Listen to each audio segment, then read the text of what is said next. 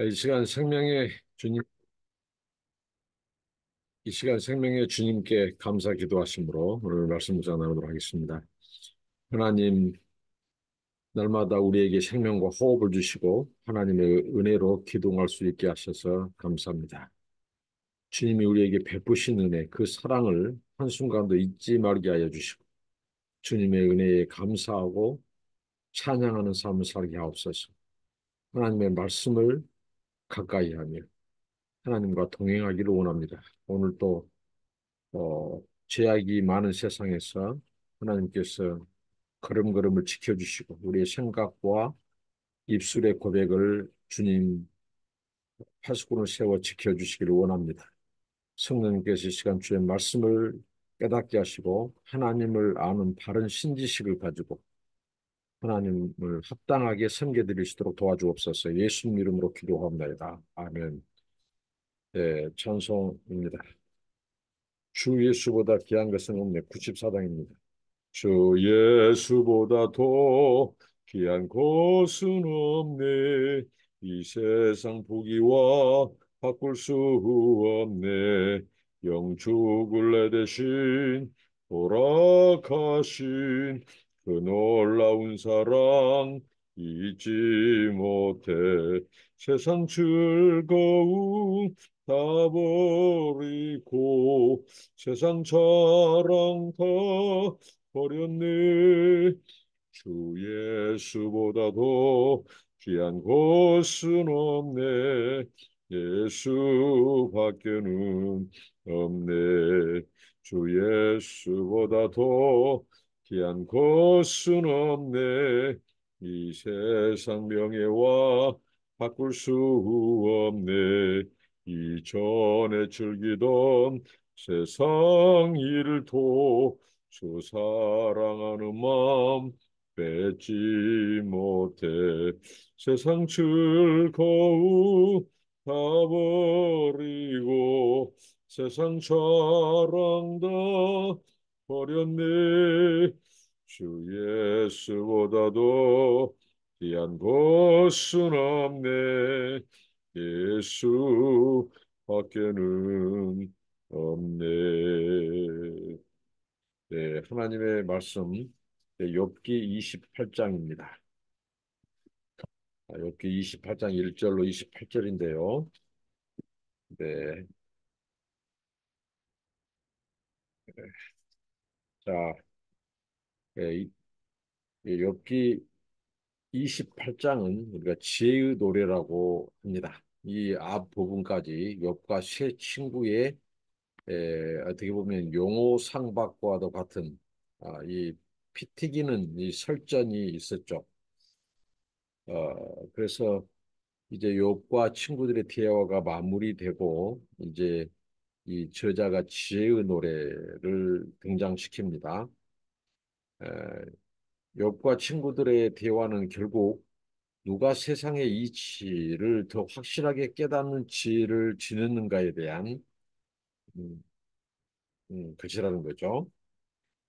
에, 그래서 이제 이 지혜의 노래는 이제 욥과 세 친구 마치 이 법정의 소송과도 같은 그런 이 아주 그 상황 속에서 이제 숨을 고를 수 있는 이 법정으로 말하면 이제 최종 이 판결을 앞에 둔 피고와 옹고의 치열한 공방 후에 이제 최종 변론에 들어가기 전에 잠깐 이 법정에서 휴회하는 것과 같은 이 부분이 바로 28장인데요.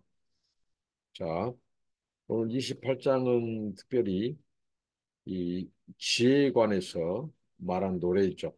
그래서 한번 살펴보도록 하겠는데요. 먼저 28장 1절부터 11절을 읽습니다.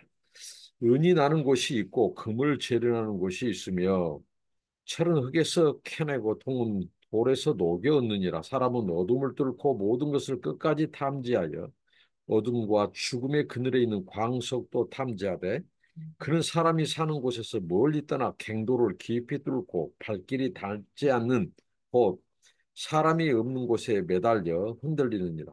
음식은 땅으로부터 나오나 그 밑은 불처럼 변하였도다.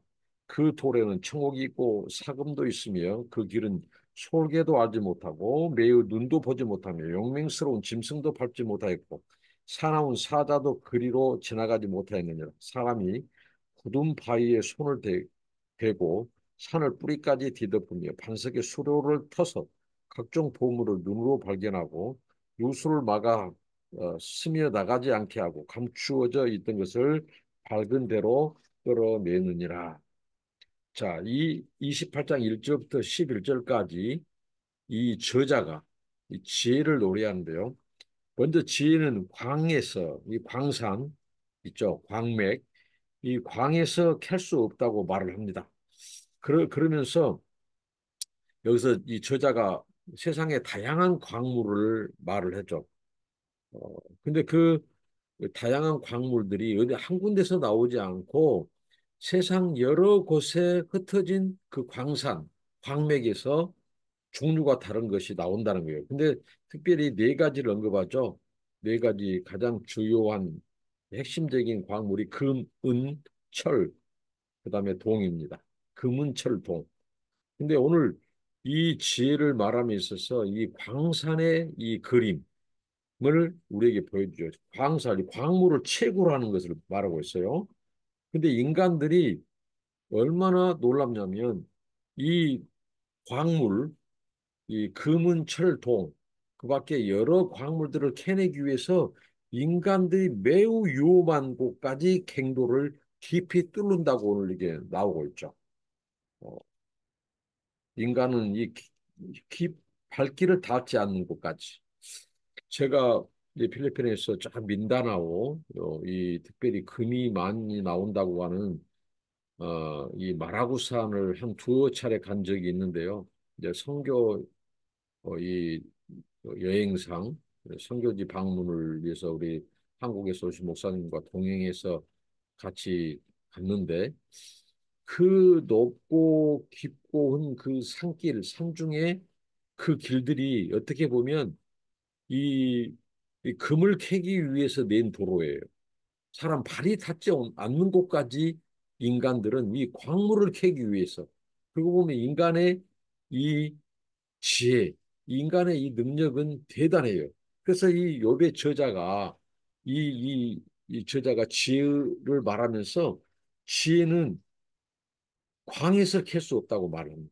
그러니까 인간의 그 노력과 능력은 대단해요. 여기 보면 이 산에 있는 솔개, 매의 눈, 이들은 굉장한 밝은 눈을 가졌죠. 이 매, 솔개, 독수리. 그런데 이런 이 새들도 인간이 발이 닿지 않는 곳에 이 새들은 날아가잖아요. 그 협곡, 계곡. 그럼에도 불구하고 그 매의 눈, 이 솔개의 눈, 독수리의 눈으로도 이 광물을 알 수 없다는 거예요. 근데 광물을 알 수 없는데 언니에 묻혀 있는데 알지 못하는데 어떻게 그 새들이 캐겠습니까? 근데 인간은 간다는 거예요. 인간은 거기에까지 지식을 터득했어요. 그 시추기, 탐지기, 그리고 이 뚫을 수 있는 이 굴착기 대단한 거예요. 인간의 어떻게 보면 이 지식이라고 하는 것이 그 보배들을 캐내는 능력 대단합니다. 그 숨은 광물이 있는 곳까지 인간이 아니면 갈 수 없어요. 동물들도 심지어 사자도 밀림의 왕 사자도 그 깊은 산 속에 그 광야 속에 묻혀진 그 광물을 찾을 수 없다는 거예요. 그 짐승의 왕이란 사자도 그 땅을 밟지만은 그 땅 밑에 광물이 묻혀 있다고 하는 것을 모른다. 그러나 인간은 대단해요. 굳은 바위와 산 깊은 곳까지 갱도를 만들어 침투한다고 구절에 말하지 않습니까? 그 다음에 이 아주 디테일하게 묘사하는데 인간들이 그 물이 메마른 반석을 뚫어 수로를 만들어 이제 광물을 캐내기 위해서 이 반석을 뚫어요. 볼을 뚫고 그다음에 누수를 막아요. 물이 흘러들으면 안 되잖아요. 그래서 갱도 깊은 곳에 숨겨진 온갖 보석들을 다 찾아낸다는 거예요. 인간들이. 그걸 끄집어내요. 짐승들보다 더 놀라운 이 문명 개발력, 학습 능력, 경험, 이게 인간이 다 해낸다는 거예요. 그러나 지혜는 광에서도 캘 수 없다고 하는 것이 오늘 28장 1절부터 11절까지 지혜자의 노래입니다. 지혜자의 고백이죠. 인간은 온갖 방법을 다 동원해서 숨겨진 곳에서 이 금은 철, 동, 여러 보석들을 채굴 한다는 거죠. 근데 이 지혜는 금광을 캐듯이 캐낸 것이 아니라는 거예요. 그렇게 얻을 수 없다는 거예요. 인간들이 동물들, 짐승들, 날짐승, 뛰어나라고 하는 그것들도 알지 못하는 그 보배들이 묻혀 있는 곳을 인간은 알고 그것을 캐낸다는 거죠.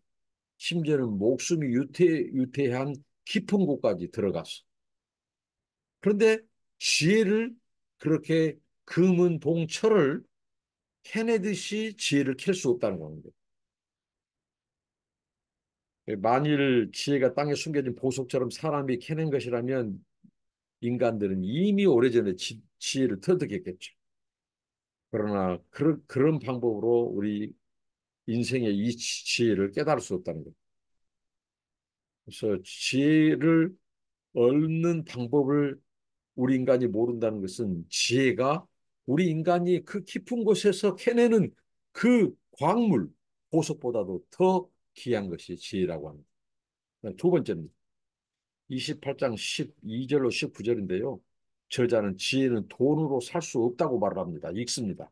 그러나 지혜는 어디서 얻으며 명철이 있는 곳은 어디에 있고 그 길을 사람이 알지 못하나니 사람 사는 땅에서는 찾을 수 없구나. 깊은 물이 이르기를 내 속에 있지 아니하다 하며 바다가 이르기를 나와 함께 있지 아니하다 하느니라.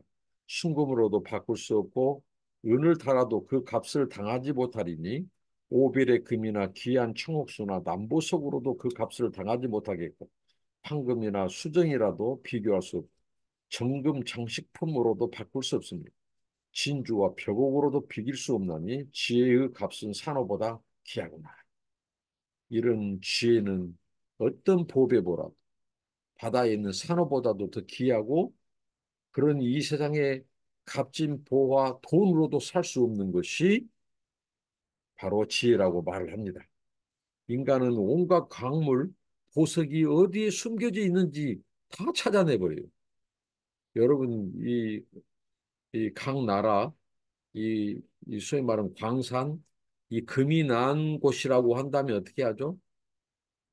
그 소문이 들리면 사람들이 그곳을, 그 일대를 쑥대밭을 만들어버려요. 다 캐내버립니다. 그래서 막 산이 막 다 파헤쳐지고, 심지어는 그곳에 이 사금, 이 모래에 가느다란 흙에 이 숨겨져 있는 금을 또 물을 통해서 막 씻죠. 채를 거르고. 이게 인간이 대단해요. 그렇게 채굴 해요. 그러나 지혜가, 정작 지혜가 어느 곳에 묻혀 있는지, 지혜는 이렇게 금을 캐듯이 캘 수 없다는 거예요. 또 돈으로도 살 수 없어요. 그게 지금 심지어는 깊은 바다도 이 자문한다는 바다가 스스로 뭐 의인법을 썼죠. 말하는데 깊은 물도 세상에 가장 깊고 어두운 곳에 있는 곳도 지혜는 없다고 말합니다. 깊은 바다도 스스로 말하기를 그 깊은 바다 속에도 그 어두운 그 깊은 막 6,000m, 8,000m 되는 그 깊은 곳에서도 지혜를 발견할 수 없다. 지혜가 지혜를 찾을 수 없다. 이렇게 말한다는 거예요. 지혜의 가치는 상상을 초월한다는 거죠. 지혜는 금이나 은을 달아주고 얻을 수 있는 것이 아니라고 이 저자가 15절에 말하죠. 세상에서 가장 귀한 광물과 보석들인 이 목록이 나오죠. 오빌의 금, 청옥수, 남보석, 황금, 수정, 정금, 진주, 벽옥, 산호, 구스의 황옥, 순금으로도 지혜의 가치를 헤아릴 수 없고 그것을 지불하고도 얻을 수 없는 것이 지혜라고 이 욥기의 저자가 말을 합니다. 지혜는 세상에서 가장 신기한 보석보다도 더 귀하다는 것이죠. 그다음에 세 번째 20절부터 22절까지 지혜는 세상 어디서도 찾을 수 없다고 말을 합니다. 자, 읽습니다. 그런즉 지혜는 어디서 오며 명철이 머무는 것은 어디인고 모든 생물의 눈에 숨겨져 있고 공중의 새에게 가려졌으며 멸망과 사망도 이르기를 우리가 귀로 그 소문은 들었다 하느니라. 그러니까 지혜는 사람이 광물을 캐듯이 캘 수 없고 신기한 보물을 지불하고도 살 수 없다 이거죠.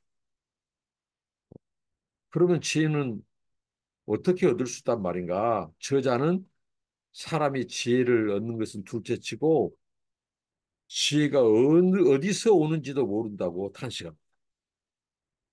이게 우리 인간이에요. 이게 인간은 우리 인간의 그 능력이 그 깊은 갱도 그 땅 속에 있는 광물들을 다 찾아내고 채굴할 수 있는 그 능력과 지식을 가졌지만 지혜는 우리 인간의 힘으로 능력으로 지식으로 찾을 수 없다고. 지혜는 가려져 있어요. 생물들의 눈에도 가려지지 모든 생물 그러니까 사람과 짐승들 뛰어나다고 하는 그 지혜와 지식, 총명을 가진 인간, 뭐 사람, 뭐 동물들까지도 생물들도 세상을 가장 넓게 볼 수 있는 새들의 눈에도 가려져 있다는 거지. 지혜가.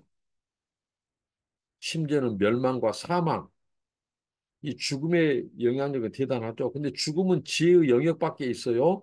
성경에 보면 생명은 지혜를 죽음이 아니라 생명을 탄생시키는 것이 지혜라고 말하죠.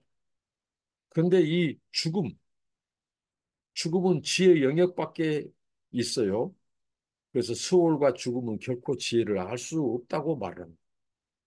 자, 마지막 네 번째로 23절부터 28절입니다. 지혜는 하나님과 함께 있다고 말합니다. 23절부터 28절이 있습니다.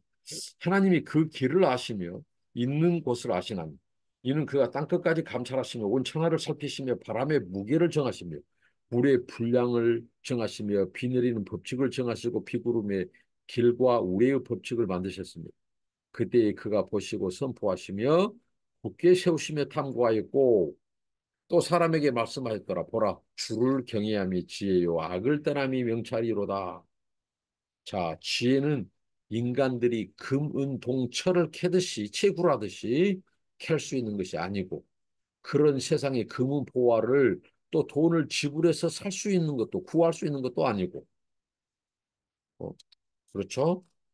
그리고 이 지혜는 바로 돈으로도 살 수 없다고 하는 것이고 세상 어디에서도 찾을 수 없다고 하는 거예요. 세상 어디에서도. 그리고 마지막 오직 지혜는 하나님께만 있다. 세상에서 지혜가 어디에 있고 그 지혜로 나아가는 길을 아는 이는 딱 한 분뿐인데 그분이 바로 하나님이시라고 23절에 말씀하고 있습니다. 하나님은 천지를 창조할 때 땅끝까지 감찰하고 온 천하를 살피셨어요. 그러니까 창조야말로 하나님의 지혜와 능력의 산실이고 보고예요. 창조 모든 피조 세계 모든 창조물들을 보면 그곳에 창조주의 능력과 지혜가 담겨져 있다가 그리고 하나님은 인간이 도저히 가름할 수 없는 바람의 무게를 이미 천지를 창조할 때 정하셨다는 거예요. 누가 바람의 무게를 측량합니까? 오직 하나님만 하시는 거예요. 세상에 있는 모든 물의 분량도 하나님은 정하셨어요. 비가 언제 어디서 얼마나 어떻게 내리는가에 대한 원리를 하나님이 정하셨고 비구름과 우레의 법칙도 정하셨다고 26절에 말하죠. 하나님은 이 외에 세상을 다스리는 온갖 법칙을 태초에 세우셨어요. 어? 하나님이 천지를 창조할 때 모든 원칙을 창조해서 세상을 운영하도록 하셨어요. 모든 원칙, 모든 법칙, 뭐 원리, 자연 법칙 다 하나님이 정하신 거예요. 이 놀라운 창조주 하나님은 딱 뭐라고 말씀하죠? 보라 주를 경외함이 지혜요 악을 떠남이 명철이니라. 이게 바로 전도서 또 잠언의 저자인 솔로몬이 고백한 거죠. 이 지혜 문학, 지혜 사상에서 결국은 하나님을 경외함이 지혜고 악을 떠난 것이 명철이다고. 이 지혜의 두 가지의 구성 요소를 말하죠. 창조주를 경외하는 것, 그다음에 악을 피하는 것. 이게 죄짓지 않는 것이죠. 이게 바로 지혜라는 거죠. 지혜와 지식의 근본. 이게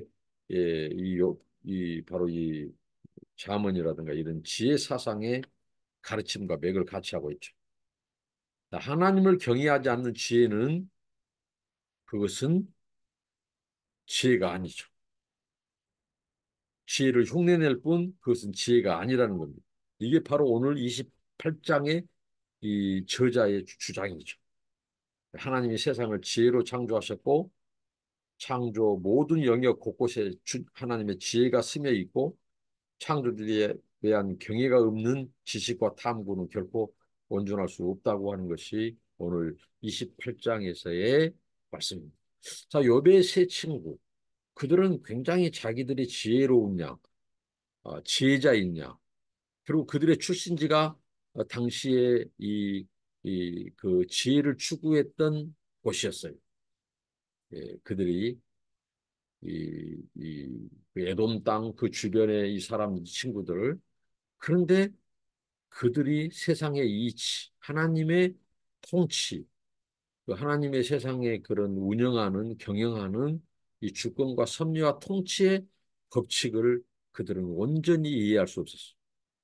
그들은 오직 한 가지 인과응보, 그다음 권선징악의 원리 그걸 가지고 하나님의 더 많은 이 영역 외에 하나님의 이 외에라고 하는 것이 하나님의 은혜의 영역이라고 했죠. 이 얘기들을 두시지 않았다면 우리가 어떻게 하나님을 이해하고 또 예의를 두시지 않았다면 어떻게 우리가 존재하겠습니까? 그런데 그들은 오직 획일적인 이분법적인 인과응보, 권선징악으로 하나님이 악인은 즉각 처분하고 악인은 바로 심판해버린다.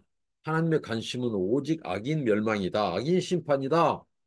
욥, 너 죄인이지 않냐? 악인이지 않냐? 너 재앙받은 거 하나님 심판이야.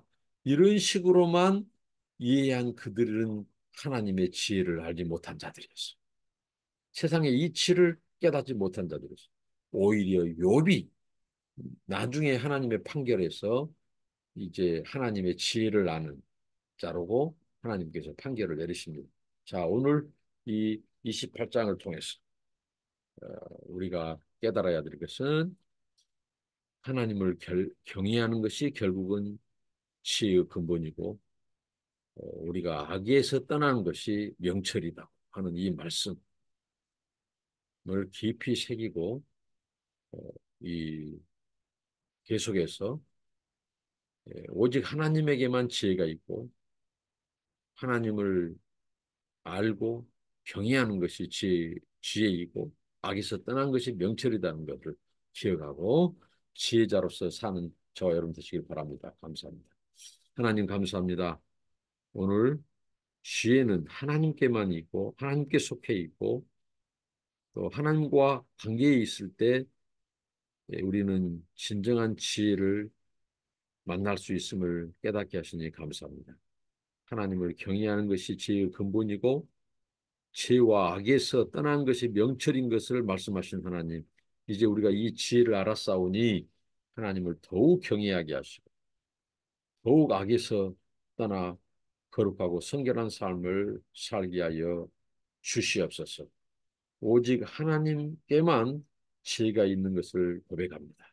세상의 이치, 세상의 지혜로 우리가 이 세상에 하나님의 통치를 이해할 수 없음을 겸손히 깨닫게 하시고 오직 하나님의 지혜를 힘입게 하옵소서. 예수님 이름으로 기도합니다. 아멘. 감사합니다. 축복합니다.